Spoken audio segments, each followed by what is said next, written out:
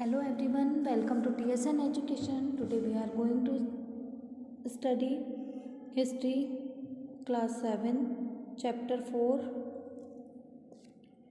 Part 5. Akbar's interaction with people of different faiths made him realize that religious scholars who emphasized ritual and dogma were often bigots. Their teachings created divisions and disharmony amongst his subject. इस discussion से अकबर ने यह realise किया कि जो scholars रीति रिवाज और जो धार्मिक मतान्धता पर जोर देते हैं वे कट्टर होते हैं। डॉगमा यानी जो सिद्धांत और बिगॉट्स कट्टर होते हैं। उनकी टीचिंग से पीपल में डिविजन्स और असंतोष बढ़ता है। ये जो this eventually led Akbar to the idea of Sulh equal or universal peace. This idea of tolerance did not discriminate between people of different religions in his rule. Instead, it focused on a system of ethics, honesty, justice, peace that was universally applicable. Abul Fazl helped Akbar in framing a vision of governance around this idea of Sulh equal. This principle of governance was followed by Jahangir and Shahjahan as well.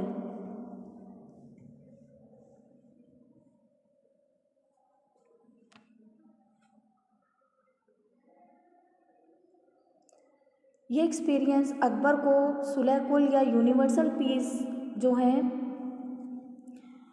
की और शांति सभी और शांति की ओर ले गए। ये tolerance का जो आइडिया था डिफरेंट रिलीजन के पीपल में डिस्क्रिमिनेट भेदभाव नहीं करता था बल्कि फोकस्ड ऑन ए सिस्टम एक सिस्टम पर फोकस करता था जो कि एथिक्स के सिस्टम नीति पर आधारित ये सिस्टम होता था जो कि यूनिवर्सली अप्लाई सभी जगह इसे अप्लाई कर सकते थे जिसमें ऑनेस्टी से ईमानदारी से न्याय और शांति इस सिस्टम में होती थी।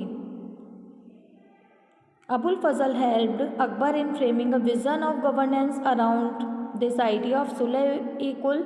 This principle of governance was followed by Jahangir and Shahjahan as well. Abul Fazal के सुलह इक्वल के इस आइडिया जो बेस्ड था विज़न ऑफ गवर्नेंस शासन की जो एक शासन की जो दृष्टि बनाने में अबुल फजल ने हेल्प की थी. प्रिंसिपल ऑफ गवर्नेंस इस शासन के सिद्धांत को जहांगीर और शाहजहां ने भी फॉलो किया था. सुलह इक्वल. Shahjahan Akbar son described his father's policy of sulh इक्वल in the following words.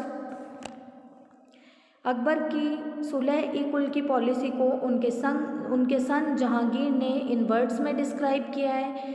As in the wide expanse of the divine compassion, there is room for all classes and the followers of all creeds. So, in this imperial dominion, which all sides were limited only by the sea, there was room for the professors of opposite religions and for beliefs, good and bad, and the road to intolerance was closed. Sunnis and Shias met in one mosque and Christians and Jews in one church to pray.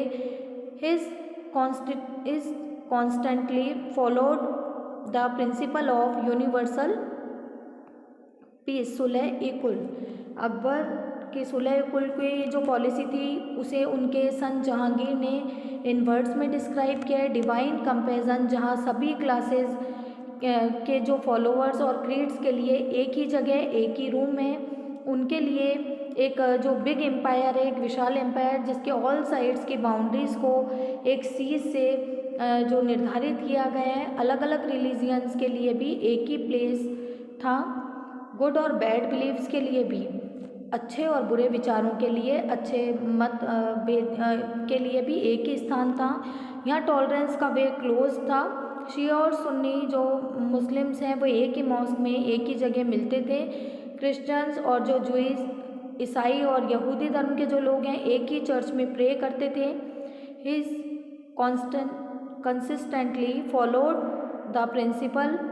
एक अच्छे तरीके से सार्वत्रिक शांति के लिए सुलह कुल का principles को फॉलो किया जाने लगा।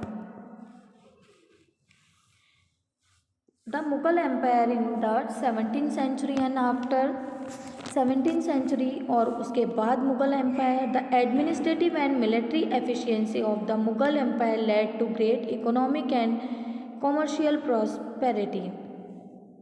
मुगल एम्पायर की एडमिनिस्ट्रेटिव और मिलिट्री एफिशिएंसी से, प्रशासनिक सैनिकों की कुशलता से जो वहाँ की इकोनॉमी थी, आर्थिक और जो कॉमर्शियल, जो वाणिज्यिक, जो प्रॉस्पेरिटी, समृद्धि काफ़ी हुई थी। International travellers described it as the fabled land of wealth, but these same visitors were also appalled at the state of property that exist side by side with the greatest opulence। International travellers ने describe किया कि fable land of wealth की कहानियों में जैसा बताई जाने वाली जैसी समृद्ध जो देश है, but these same visitors also appalled at the state of poverty that exist side by side with the greatest opulence. But ये जो विजिटर्स थे, इन्होंने प्रचुरता के साथ मिलने वाली जो पॉवर्टी है, गरीबी को देखकर भी ये काफ़ी इन्हें आश्चर्य हुआ था। The inequalities were glaring. Documents from the 20th year of Shahjahan reign inform us that the highest ranking mansabdar were only 445 in number out of a total of 8,000.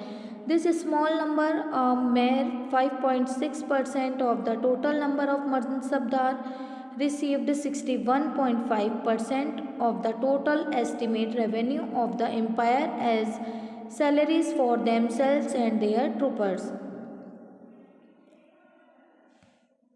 Inequality, जो सामाजिक असमानता ग्लेरिंग साफ यहाँ पर दिखती है कि शाहजहाँ के रेन के 20th ईयर के एक डॉक्यूमेंट में हमें इन्फॉर्म करते हैं कि हाईएस्ट रैंकिंग जो मनसबदार थे, जिन्हें हाईएस्ट पोजीशन मिली थी, 8,000 में से 445 ही थे। ये टोटल नंबर्स के 5.6% थे। रिसीव्ड 61.5%। इन्हें टोटल जो रेवेन्यू था उसका 61.5% ही मिलता था, जो कि उन्हें ट्रूपर्स को, सवारों को देना होता था और इन्हें सैलरी के रूप में मिलता था। The Mughal emperors and their mansabdar spend a great deal of their income on salaries and goods. Mughal emperor और उनके मनसबदार अपनी इनकम का ज़्यादा से ज़्यादा पार्ट पेमेंट और गुड्स जो चीज़ें हैं उन पर खर्च करते थे। This expenditure benefit their artisans and peasantry who supplied them with goods and produce। In expenditure का, खर्चों का जो आर्टिस्ट और पीजेंट्स को ज़्यादा बेनिफिट मिलता था। But the scale of revenue collection left very little for investment in the hands of the primary producer, the peasant and artisan. But revenue collection इतना ही हो पाता था कि प्राइमरी जो प्रोड्यूसर्स हैं, जैसे प्राथमिक उत्पादक, जैसे जो किसान हैं और आर्टिस्ट हैं, उनके पास इन्वेस्टमेंट के लिए कम धन बचता था, कम उनके पास पैसे बचते थे। इनमें से जो the poorest amongst them lived from hand to mouth and they could hardly consider investing in additional resource। इनमें से कुछ ऐसे पुअरेस्ट थे जो कि गरीब, इतने ज़्यादा गरीब थे कि मुश्किल से अपना पेट भर पाते थे। Investing in additional resources, tools and supplies to increase productivity, the wealthier peasantry and artisanal groups, the merchants and bankers profited in this economic world. Way additional जो रिसोर्स थे उनको इंक्रीज प्रोडक्टिविटी, एक तो उत्पादन बढ़ाने के लिए जो एडिशनल रिसोर्स होते थे, अतिरिक्त जो संसाधन थे जैसे कि टूल्स और सप्लाईज की, वे लोग सोच भी नहीं सकते थे। ऐसी इकोनॉमी में the wealthier peasantry and artisanal groups the merchants bankers profit in the economic world. ऐसी इकनॉमी में ज़्यादा जो धनी लोग हैं, पीजेंट आर्टिस्ट के जो ग्रुप है, मर्चेंट हैं और बैंकर्स को ज़्यादा प्रॉफिट मिलता था। The enormous wealth and resources commanded by the Mughal elite made them an extremely powerful group of people in the last 17th century. As the authority of the Mughal emperor slowly declined, his servants emerged as powerful centers of power in the regions.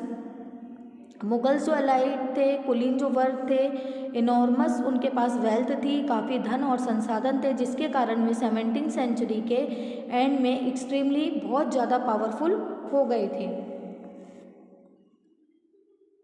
काफ़ी powerful हो गए थे। जैसे जैसे जो Mughal emperor की authority decline हो रही थी, उनका पतन होता जा रहा था, वैसे डिफरेंट रीजन में एम्परर के जो सर्वेंट्स थे वे खुद ही रीजन के पावरफुल सेंटर बना रहे थे।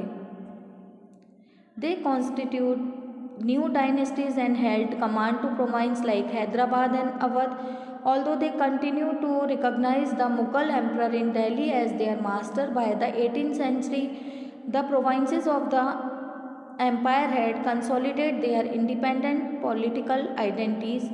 We will read more about them in chapter 10.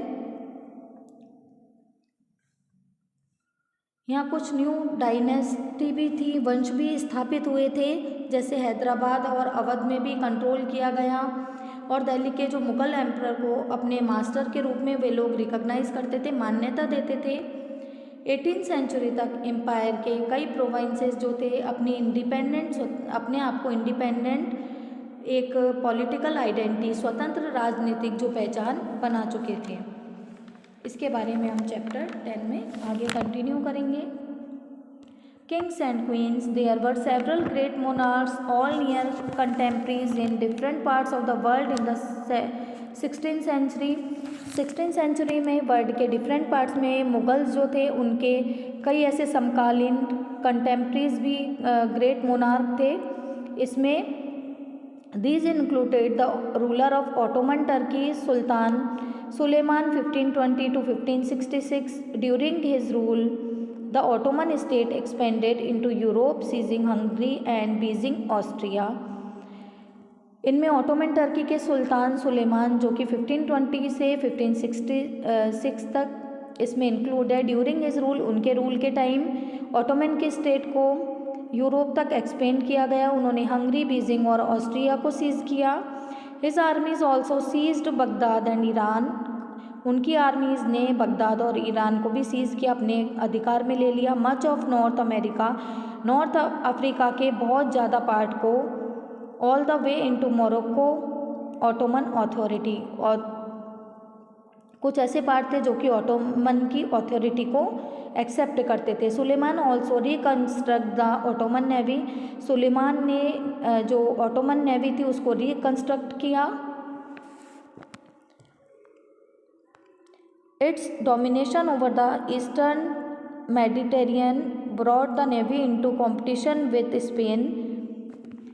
East Mediterranean जो पूर्व भूमध्य सागर पर नेवी के स्पेन से कंपटीशन भी हुआ था। अरेबियन सी, अरब सागर में पुर्तगीज को चैलेंज किया गया था। The monarch was given the title of al Qanuni the law giver because the large number of regulations pass during his rain.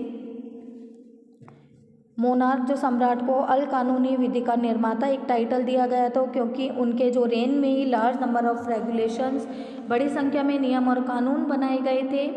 ऐसा इसलिए था क्योंकि एक्सपेंडिंग जो एम्पायर बढ़ते जा रहे थे और एम्पायर के प्रशासनिक जो प्रोसीजर को ध्यान में रखते हुए ये किया गया था, जिससे कि पीजेंट को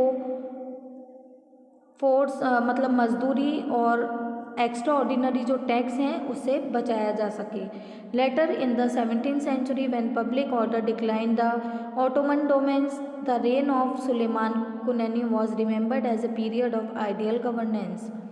लेटर 16th सेंचुरी में ऑटोमन के सामाजिक व्यवस्था जब डिक्लाइन हुई तब भी सुलेमान के कानून के जो पीरियड को एक आइडियल गवर्नेंस पीरियड के रूप में रिमेंबर किया जाता था। Find out more about Akbar's other contemporaries. Akbar के दूसरे जो कंटेम्प्रीज थे, समकालीन थे, the ruler of England, England के रूलर क्वीन एलिजाबेथ जो कि 1558 से 1603 तक थी। सफाविद रूलर ईरान के Shah Abbas 1588 to 1629 and the more controversial, सबसे ज़्यादा विवाद में रहे रशियन रूलर